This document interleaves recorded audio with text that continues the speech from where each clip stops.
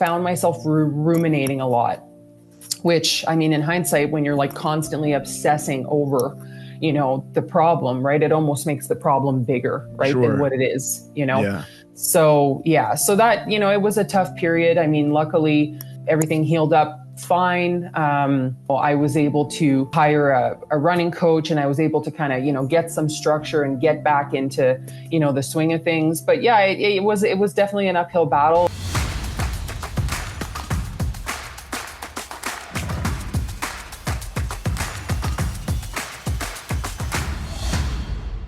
Carrie Perrier Hawkins, welcome back to the American Glutton Podcast. Thanks for having me again. It's nice to see you. Nice to see you too. Okay, so we have talked before, but since we talked, you had skin removal surgery, which I definitely want to talk about, and you ran a marathon.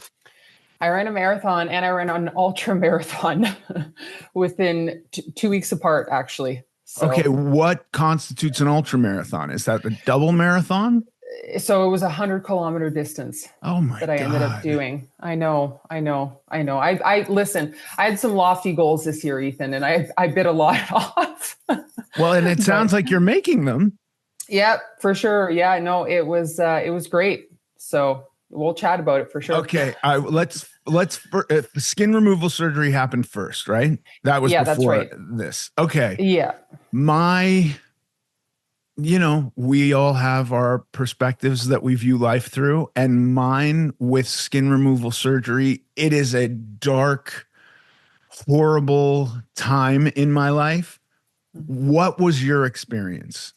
Yeah, so I had skin removal surgery, I think it was back on May 10th now. So I'm about a little over 6 months post-op. But we had chatted, Ethan, probably, I think it was like, I don't know, it was probably like a week or two after. So I was like freshly out of surgery. I mean, for the most part, feeling really good, recovering really well. But yeah, definitely challenging, more so mentally, I would say, for me, because, you literally go from being so active to, you've got to just kind of put your feet up and let everything heal. But I think for the most part, like I recovered really well. I struggled, however, with a couple of like pesky incision sites that just, wouldn't heal properly. Yeah. So I had some reoccurring infections, primarily in the incision that was underneath my armpit, because I had multiple procedures done right at the same time. So, that was a bit of a struggle. So once it got infected, the incision site had to be cut out again, resutured. And then I had the same issue actually with my my stomach incision. I had because I had a 360 kind of body lift, but I also had like a fleur-de-lis,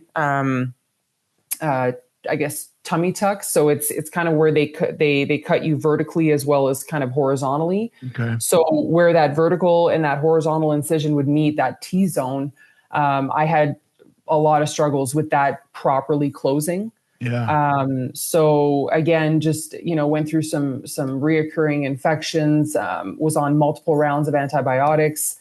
So just wasn't feeling great because of that.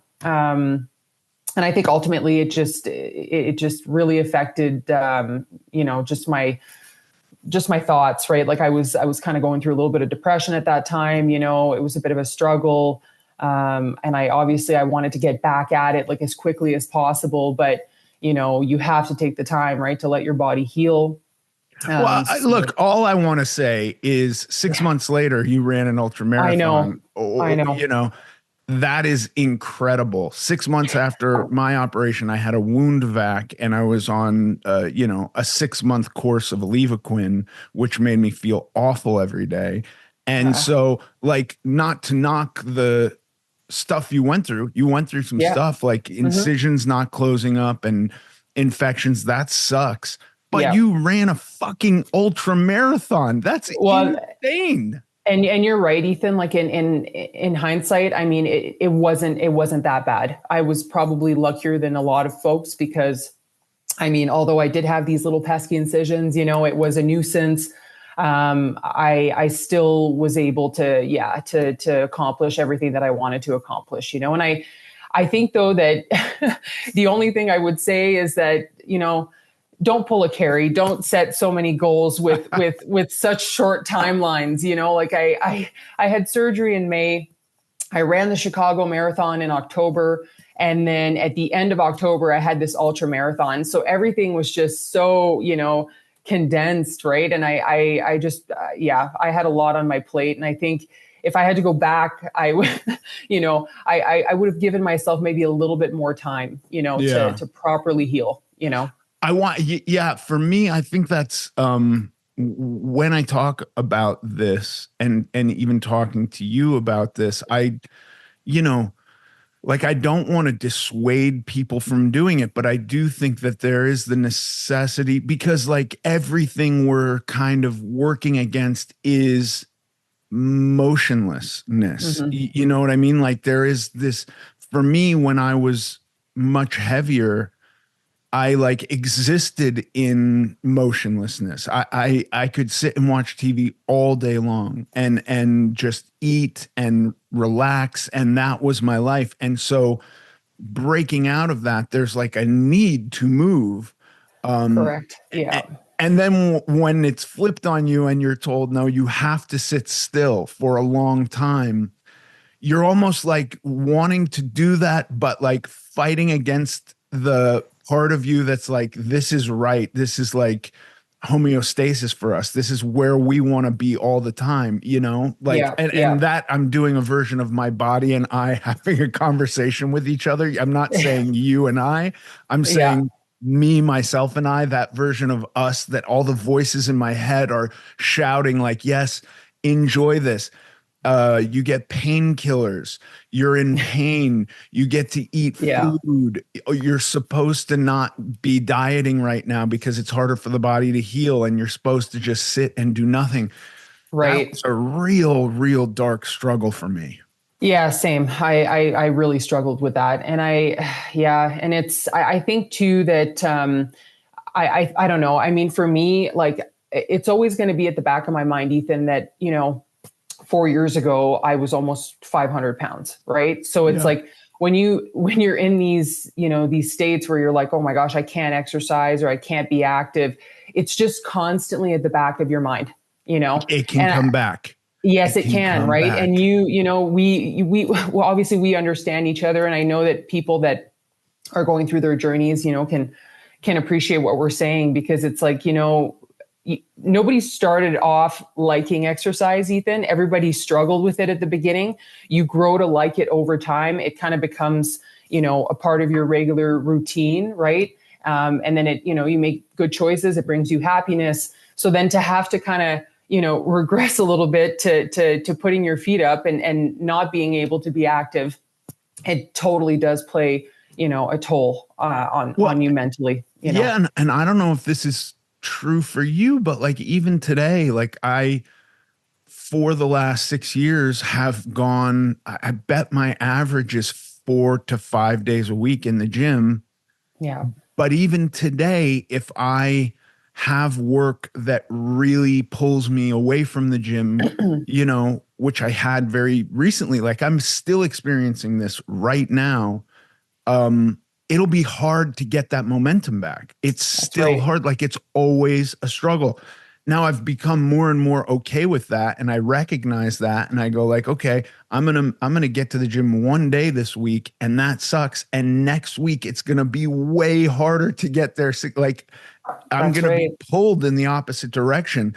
But I think if we're being honest and open with ourselves about that, I'm the first person that's going to shut down parts of my analyzers in my mind to just get away with shit and not want to look at the reality, Yeah. Yeah. And I think, we have to give ourselves a little bit of grace too, because you're not going to lose, all of your fitness in a matter of 6 to 8 weeks, right? You have to give yourself the time to properly recover and take care of your body. But you're 100% correct. I kept thinking to myself, oh my gosh, I'm going to lose all this momentum that I've built, and then I'm going to get back on the treadmill and start running again. And I'm going to be huffing and puffing. And it's just going to be like an uphill battle, right? Like all over again. So it's almost like I was fighting that recovery almost, right? Like wasn't giving myself, the proper time. Yeah. And I think, yeah. And then, I felt like I was taking 2 steps forward, 10 steps back, right? Just because I was dealing with those reoccurring infections. Right. But I mean, yeah, I in hindsight, they were very minimal issues, Ethan. But I see that, like, when you're in that, when the overwhelming feeling is that I'm losing my steam, every little thing like that, a little infection, a course of antibiotics, the incision's not healing properly, it's devastating. It is. And I found myself ruminating a lot, which, I mean, in hindsight, when you're like constantly obsessing over, the problem, right, it almost makes the problem bigger, right, than what it is, Yeah. So, yeah, so that, it was a tough period. I mean, luckily, everything healed up fine. And then, I was able to, hire a running coach, and I was able to kind of, get some structure and get back into, the swing of things. But yeah, it was definitely an uphill battle. And the reality is, and we talked about this last time, these surgeons, I mean, they're incredible at what they do. But they're not magicians. And so we have to tailor our expectations. But I am seeing my surgeon again in December. I believe I probably going to need a bit of a revision on my upper abdomen, just with how things healed up and this, and how the skin kind of settled. Might have to get that revised. And then, we might talk about potentially doing my thighs. Not next year, Ethan. I kind of want to give myself some time because I might just, end up doing my thighs in 2026. I've heard too that thighs is actually, it's quite challenging. And the recovery is a little bit longer as well. So, I just want to prepare for that. But yeah, so, and the good news about, the revision to the upper abdomen is that it can be done under local anesthetic. So it doesn't have to, I don't have to go under, general anesthesia for it, which is great. And so, yeah, so looking forward to that, but yeah, I mean, doing well. Well, yeah, you're killing it. From my perspective, you're killing it. And the one thing that resonates with me, that was also my experience from listening to you, is, I put all my faith over and over and over again in one thing was the be all end all solution, that I could do this one thing. Like I could have the skin removal surgery and I'd feel complete. I'd feel done. That I could, if I just got to the gym every day for a year, I would be done. I kept looking for finish lines. And what I've found that's true for me is that there are no finish lines. It's never done. There will always be something more to do. You know what I mean? I mean, this is the fear too with like plastic surgery stuff, is you see somebody go in to have like an eyelid fixed, and then like 2 years later they look like Joan Rivers. And it's like, I think we could fall into that trap too. Like, sure, I could get into like, I don't like the way my neck hangs, and and I have so much loose skin all over my body, and it's like, well, that's a whole other route. But like with bariatric surgery or skin removal surgery, from what I've been told from most of these guys, is it's never one procedure and you're done. Often they'll recommend a second bariatric procedure. Now, I know, talking to people, there have been people who've been like, no, I'm so fired up and I'm so motivated that I utterly changed my diet and exercise routine, and I don't need to have that second procedure. And that's amazing. But do you see, it's still not just that the first procedure was the be all end all. There's always more to do. Oh, for sure. 100%. And, it's funny too, Ethan, because like I've actually purposely, I'm pretty transparent about my journey. A lot of folks know that I've had bariatric surgery, and, that I've lost quite a bit of weight. And I mean, of course, bariatric surgery was a tool in helping me do that. But at the end of the day, bariatric surgery, didn't didn't control my food choices, right? It also didn't control me, watching my macros and tracking my food and going to the gym day in and day out, right? Like I did that. Do you know what I mean? And now that I'm 4 years post-op as well, I mean, we talked about this last time, but I'm no longer restricted like I was, in the very beginning when I had bariatric surgery. So, I mean, I can eat, regular amounts of food just like you can. Yeah. So now it's like, this is all me, right? I mean, throughout the last 4 years, I mean, yeah, the lifestyle changes, has been made. And of course, like I'm making good choices, every day. And I can no longer really, it's as much as I can say I've had bariatric surgery. Now I'm at the stage where it's, well, no, I'm making those choices, right? I'm right. What are you doing today that's keeping you here? And that has, the kind of demonization of bariatric surgery and also of the new peptides that are out. For me, I'm just like, these are all tools. None of these guarantee anything, by the way. That's right. Some huge percentage of people that have bariatric surgery wind up gaining the weight back. So you are in a small group of people that 4 years in are running marathons. That's not the preponderance of people who have that procedure done. It's just not, Yeah. And to your point too, Ethan, I mean, I always look at it, as the journey to getting to that place, right? I mean, if we were always so focused on the destination, I mean, half of us would quit all the time, because it would seem half of us do. Well, that's it. And it would seem so overwhelming all the time, right? Like, that's why it's just, obviously enjoy the journey, and who you're becoming in the process, right? Versus focusing so much on the destination, because then there's a likely chance if you're so focused on that end result that you're going to end up quitting, right? Yeah. So, I always say, take it a day at a time. I got to imagine it's similar to running a marathon. You train really hard. That's right. And you then run the marathon. And I imagine having completed the marathon, you feel pretty great, like you're ecstatic for a period of time. But then you got to wake up at some point and go like, well, I'm done with that. I did that. What's next? Is it another marathon, or in your case, an ultra marathon? But like, if that's it, if it's just about the finish line, if it's just about crossing the finish line one time, like, where does that ultimately get us? If it's just that I want to lose 100 pounds, and if I lose 100 pounds, I'm fixed, I'm done, I don't have to deal with this anymore. Yeah. That was my mindset for a long time. And a long time I was on a hamster wheel of disappointment.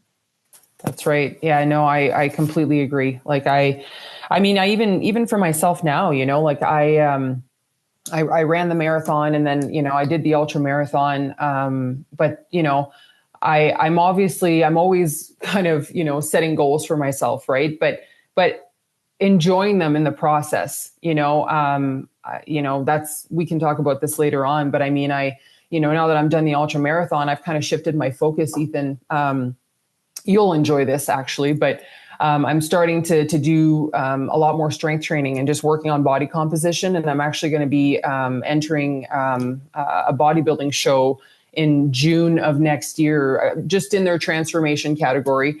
But yeah, just kind of shifting my focus there. And this is completely outside of my comfort zone. Like, between me and you, I would rather run another 100K than go and parade around in a bikini on stage. Like, it's just, for me, this is mind blowing. Right. But listen, I don't run, and I'd rather run 100K than parade around on stage in a bikini. That sounds horrible to me. Yeah. Right. So like, I mean, it's like, it's a whole other kind of, mind fuck. Right. I hate to say it, but it's going to be challenging for me because, obviously I'm being judged. Right.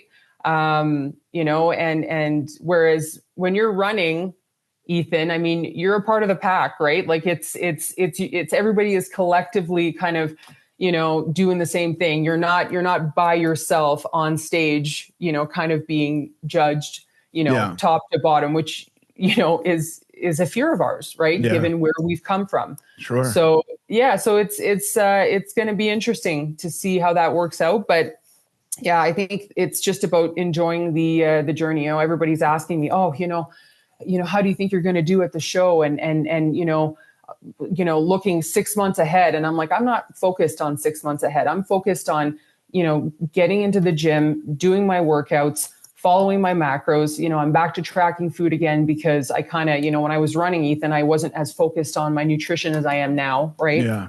And so, yeah, I'm just trying to take it a day at a time. So the same can be said for people on their journeys, right? Just try and take it one day at a time, Yeah. So Yeah. I have very little experience running. And by the way, I was an obsessive cyclist. I had incredible cardio. I could do 100-mile bike ride every single day and not have a problem and not be overly exhausted. And I went to Texas, to Austin, Texas for a Livestrong event because I knew the guys from Livestrong. This was, 2012 maybe. And I was friendly with those guys, and we did a bike ride one day, smoked the bike ride, felt great. And the next day it was this charity. I want to say it was a 10K, but I think I might have only done a 5K. Like there was a 5K and a 10K. And I was so destroyed by running. And I just think structurally, I was not used to it. I was not used to the impact. And I don't even know that I ran the whole time. I think I had to stop to walk some parts of it. Just my feet, my lower back hurt so much. So tell me about training, because training for something like this, you have to do an awful lot of running, right? Oh, 100%. So yeah, so I basically, I hired my coach, Luke, from Desert to Peak Coaching, amazing company, great guy.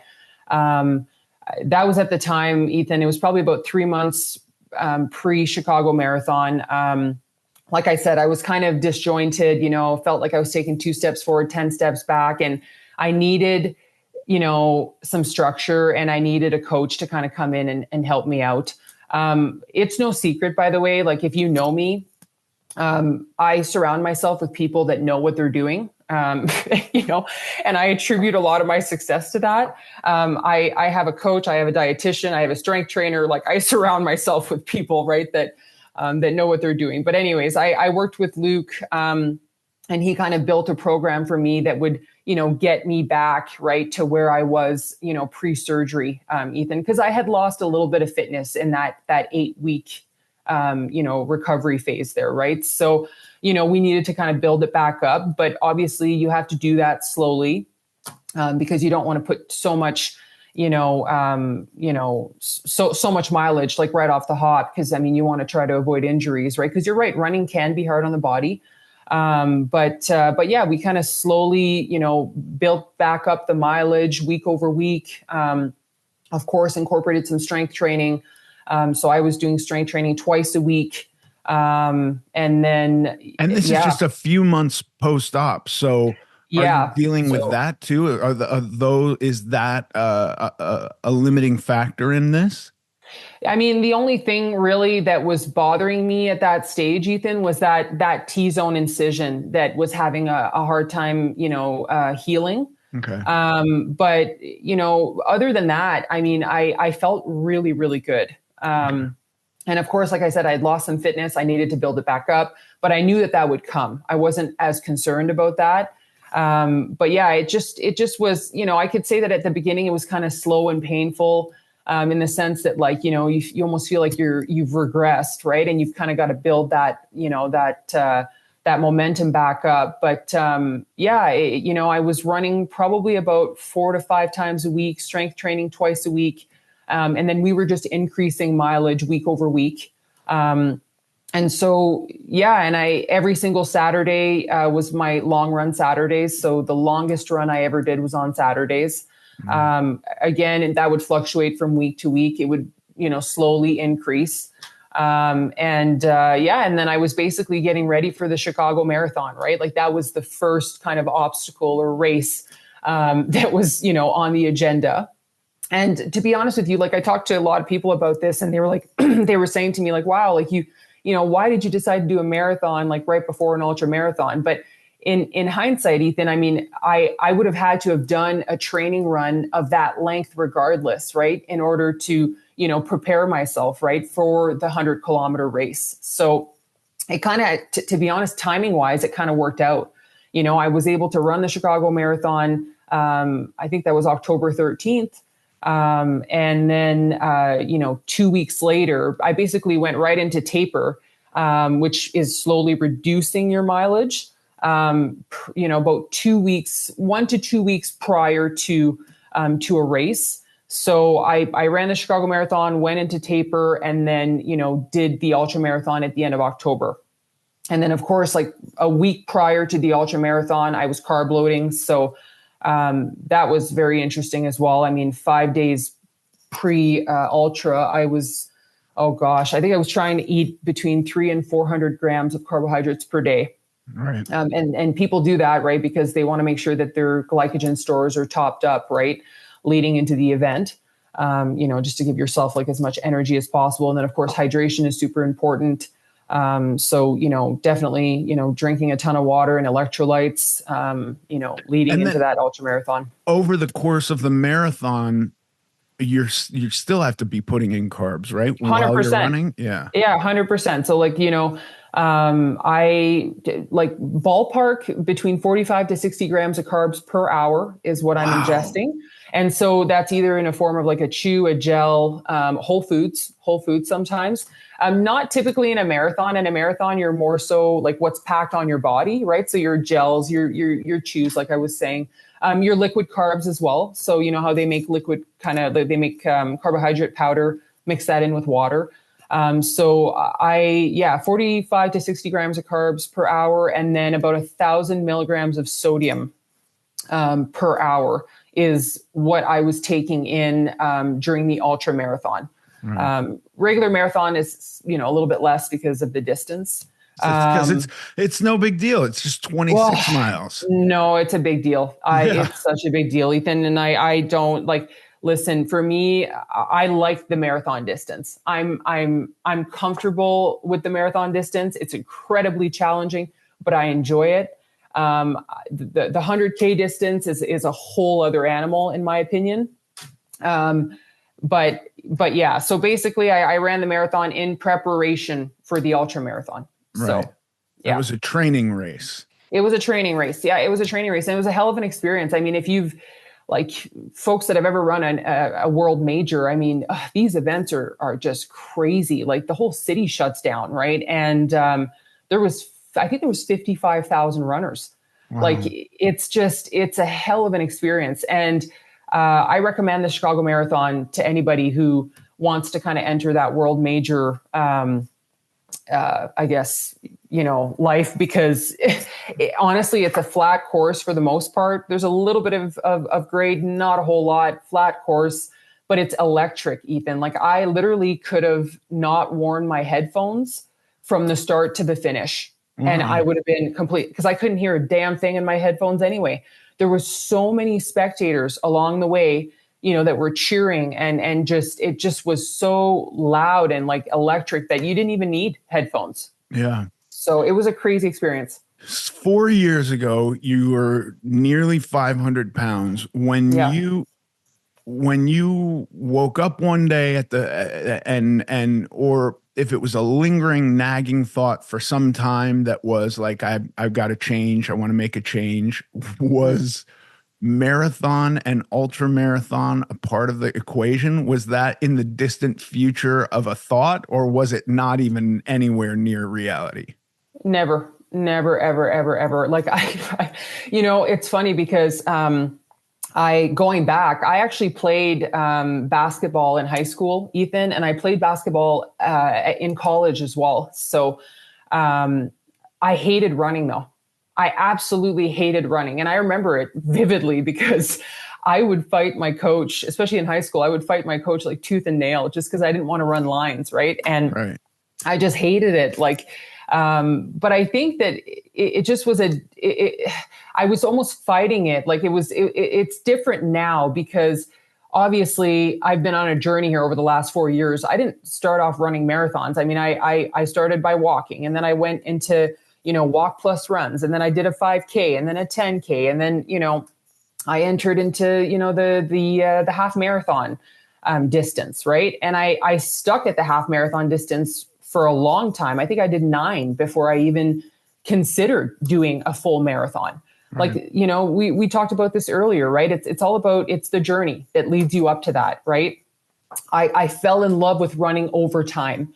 It didn't start off that way. Well, and it sounds like you went from the half, and the full was just a stepping stone to get you to the ultra. Correct. Yeah. Yeah. Like, I mean, in hindsight, I kind of skipped over, like there's a 50-kilometer distance. I completely skipped over the 50 kilometers and just went to the 100K distance.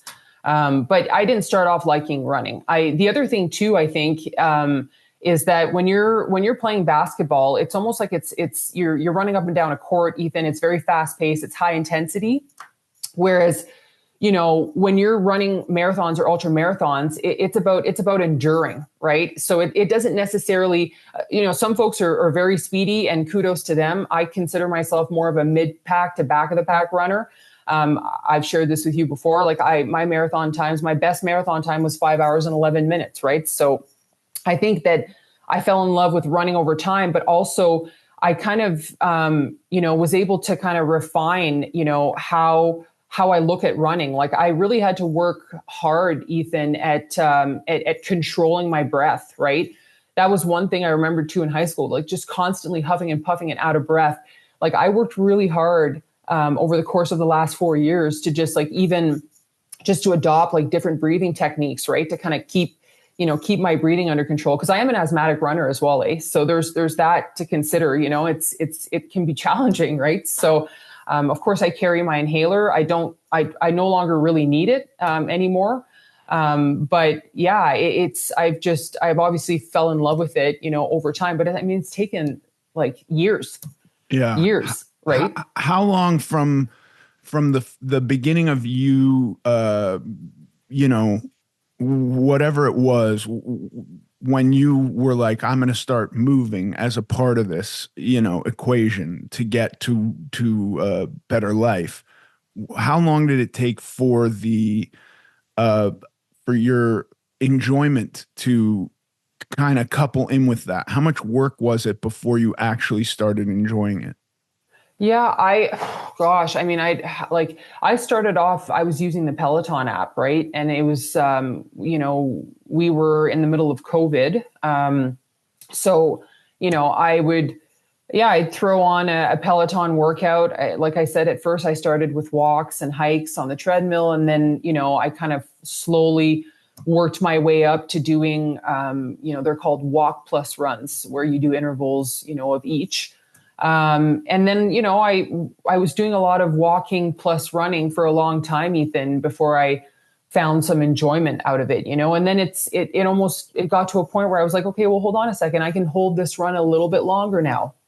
I'm feeling a little bit more comfortable. I can increase the speed a little bit now. Right. And it just was like these small, micro little progressions, right? Like over time, and then, and then it got to a point where it was like, oh, wow, look at me go. I can hold a run for 10 minutes. I can hold a run for 20 minutes, 30 minutes, whatever it is. I think it took at least 6 months, I would say, minimum, to get to a point where I felt like I was like thoroughly enjoying it, Yeah. Certainly didn't happen overnight. It took some time to get to that stage for sure.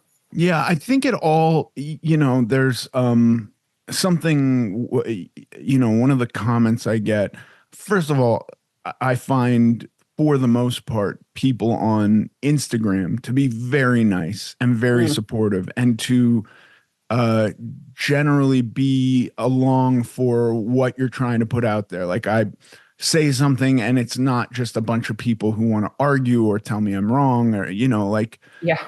Twitter kind of turned into that for me. Like it just became a message board to argue with people. And That's fine. I like arguing too. Um, that's, perfectly fine. But I don't need to have 4,000 opposing points of view on anything I say, any message I give. Something that comes up time and again on Instagram for me is, well, you're wealthy, you have a trainer, you have a chef, all these assumptions Mm. that just suggest that if you don't, if that they've first of all, they think they've figured out exactly how I've done what I've done. Number Hmm. one, which is inaccurate. And number two, it puts up this distinction between I can't do what you've done because you have X, Y, and Z. And I think that's a mistake for two reasons.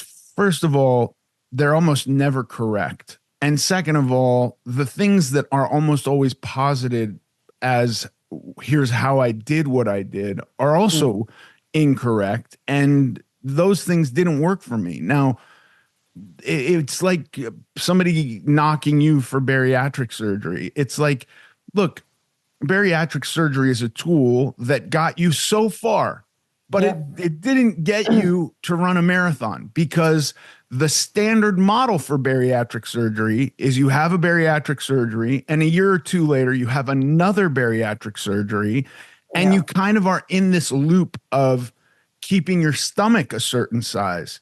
Whereas, today your stomach is not that certain size. So the only thing regulating your weight and your physical ability is you today. Correct. Yeah. Um, so like I did a liquid diet. That was the first diet I ever did. I never Hmm. put that weight back on. You want to knock me for that? Like, that's not the diet I would choose to do today. I wouldn't Yeah. do that, but it did take off 80 pounds in 2 months. And so, like, these assumptions of you have to do X, Y, or Z, or I can't do X, Y, or Z because of Yeah. it all just kind of falls apart for me. And it seems so dismissive of, like, I'm working my ass off today to maintain this thing, which is actually, to my eye, much harder than the process of weight loss. Weight loss, at the end of the day, yes, it was long. There were certainly very arduous times, but the part that's Hmm. more difficult for me is the time in between with maintaining my weight, with just staying the same size is much harder. I'm compelled to overeat, I'm compelled to be sedentary. These are the Yeah. things that get me in trouble.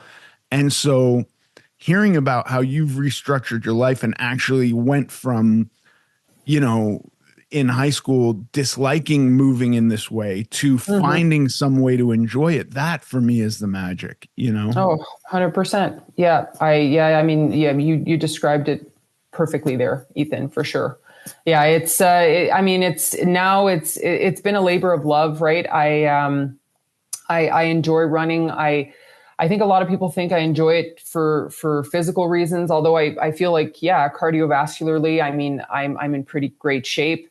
Um, I more so enjoy running though for what it does for me mentally. It offers me a ton of clarity. I mean, just when you're on a 2 hour long run, Ethan, it's kind of, you're just there with, with your thoughts, right? Or you're listening to a podcast and you're kind of educating yourself. But yeah, I mean, honestly, there's physical benefits to it, of course, but there's a lot of mental clarity that comes with distance running that I Yeah, appreciate. I can remember riding a bike and the cadence of my Yeah. pedal stroke would be meditative. And I imagine that it's a very Yeah. similar thing with running. Your cadence and your steps, it can be almost like a metronome for your mind to get into this zen-like state. Yeah.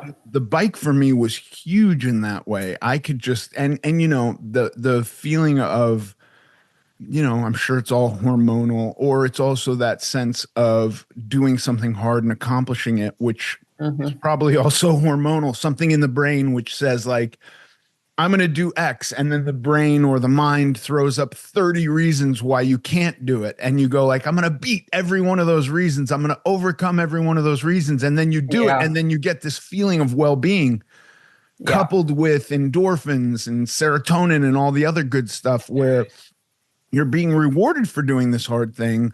It's a Yeah. magical feeling. It really is. It really, really is. Yeah. And I mean, listen, like, you know, I didn't give myself a lot of time after surgery. Like between surgery and the ultra marathon, it was 5.5 months. And so, like looking back now, I'm thinking, wow, like I really crammed a lot in such a short amount of time, you know, and it could have gone the other way too, Ethan, where, you know, my recovery, you know, wasn't as good as it was. And then I wouldn't have been able to complete, you know, these goals, right, on the other side of it.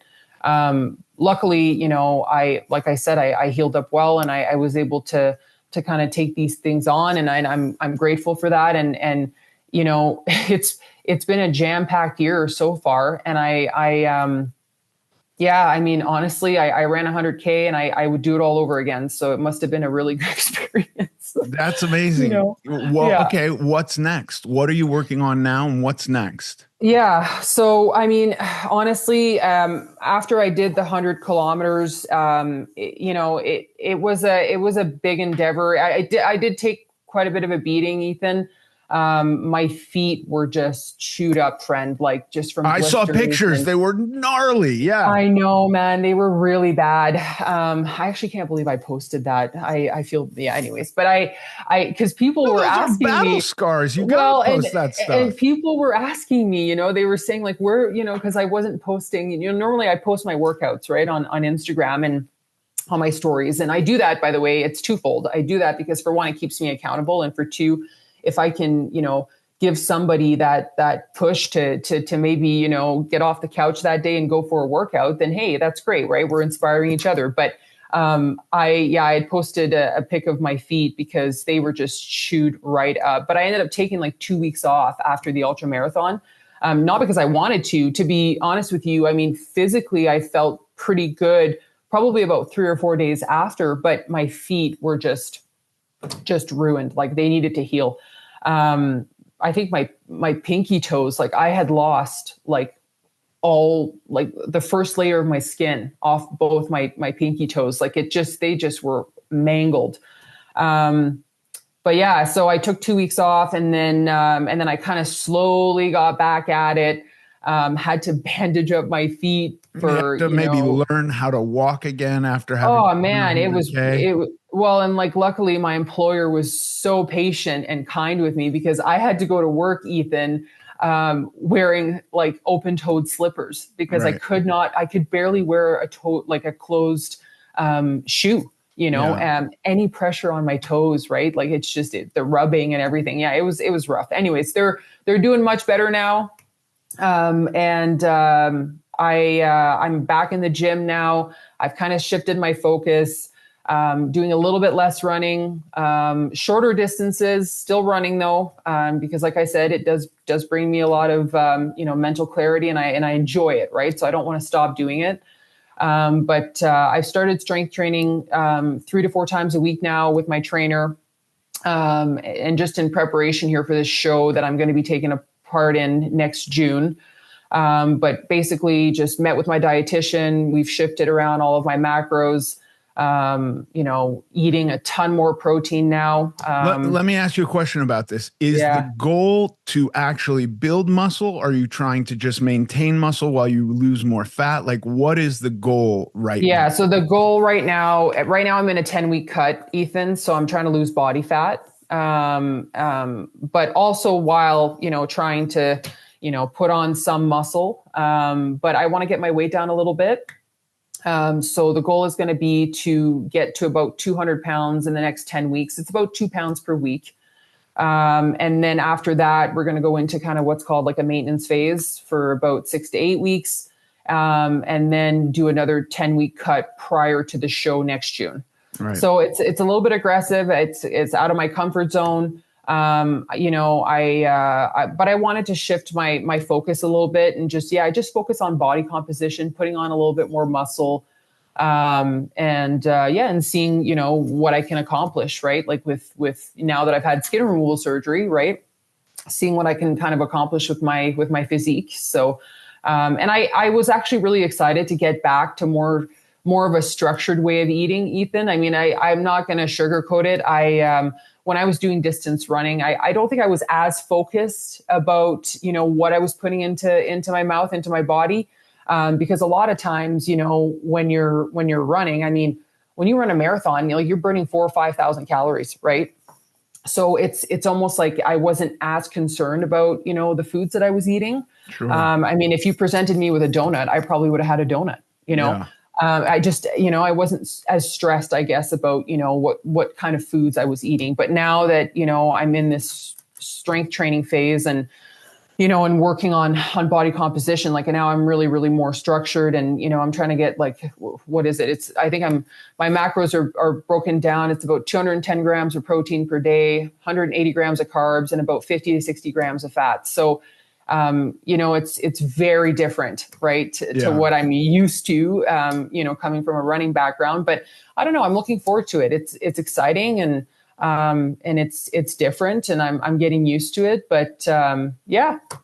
Have you found that your enjoyment for it is creeping up on you in the same way that running did? It's slow.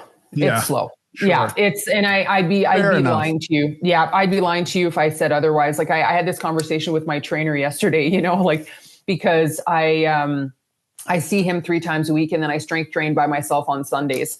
And so, we have the workout structured by muscle group pretty much. So like on Mondays, I have a push day and then, on Tuesdays, I have a push days. On Thursdays, I have a pull day. And then on Friday, mainly, I think it's legs, abs and something else. Anyways. And so it's very structured. And I think prior to doing this, when I was running, I was doing 2 strength workouts a week, but it was full body. So it was, I don't know. I guess I got used to that, Ethan, and I enjoyed them. And now it's kind of like, we're focused on certain muscle groups. And I find myself, I'm also doing a lot less cardio than I was doing before.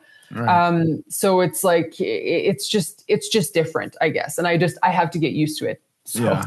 Yeah. Well, you have to get used to it. And I think that for the current goal, like where your sights are set with the show, like you're talking about, it is a more appropriate way to work out given your desired outcomes. You know what correct. I mean? Like, yeah.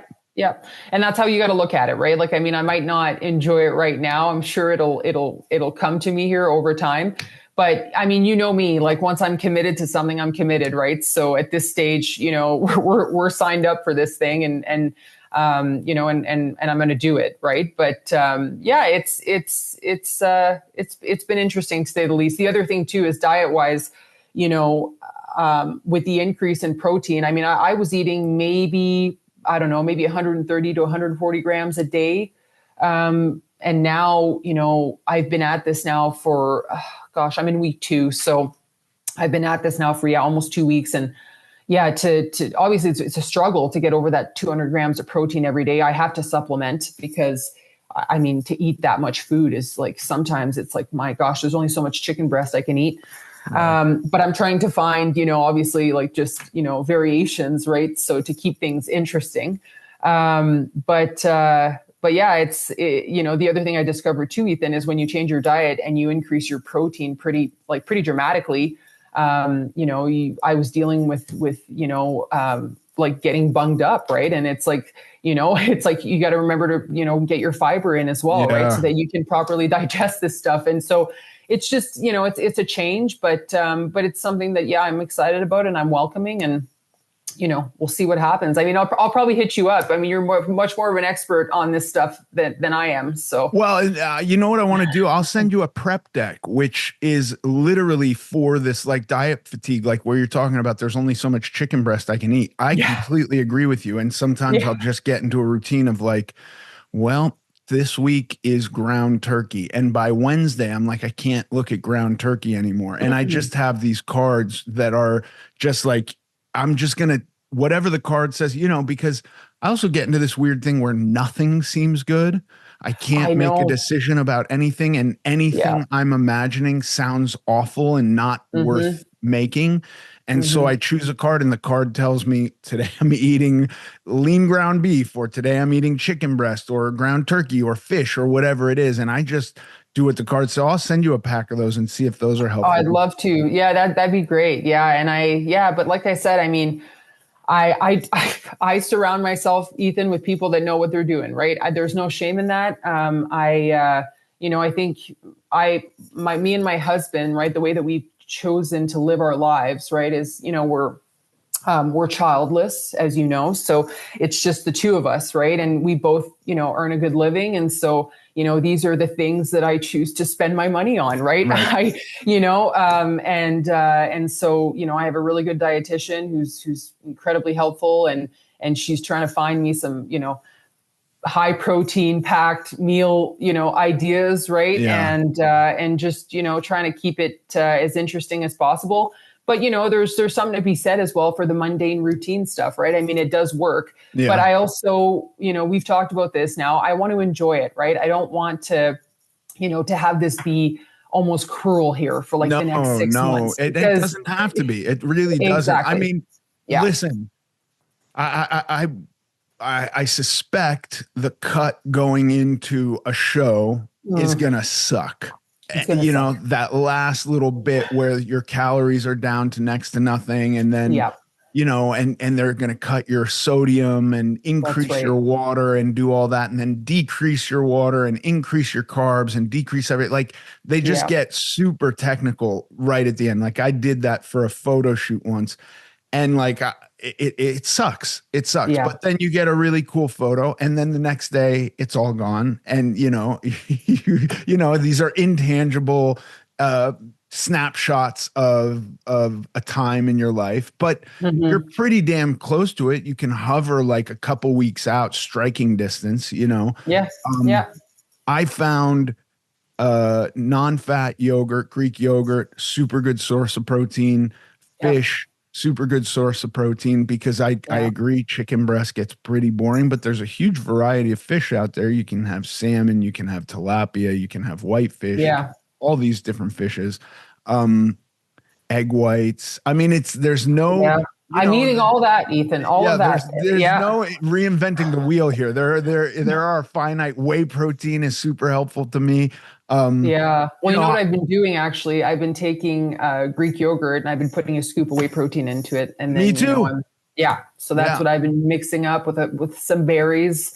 Yep. I And a little, literally ate that last night. Yeah. yeah, yeah, that's been my go-to snack, right? So like I'm trying to aim for like 30 to 50 grams of protein per meal, Right. and then high protein snacks, right, throughout the day. Yeah. But like I said, I have no shame. I supplement, I mean, if I'm a busy woman, right? I work full time, and so if I have to reach for a protein shake, Ethan, then I'm going to reach for a protein shake. It is what it Yeah. is, right? Yeah. And Yeah, there yeah. should be no shame there. I mean, this No, is like the splitting hairs of somebody online going like, "Yo, well, I know she snuck whey protein in there. She didn't get it I all know. through Whole Foods." And it's like, go fuck yourself. Yeah, Know?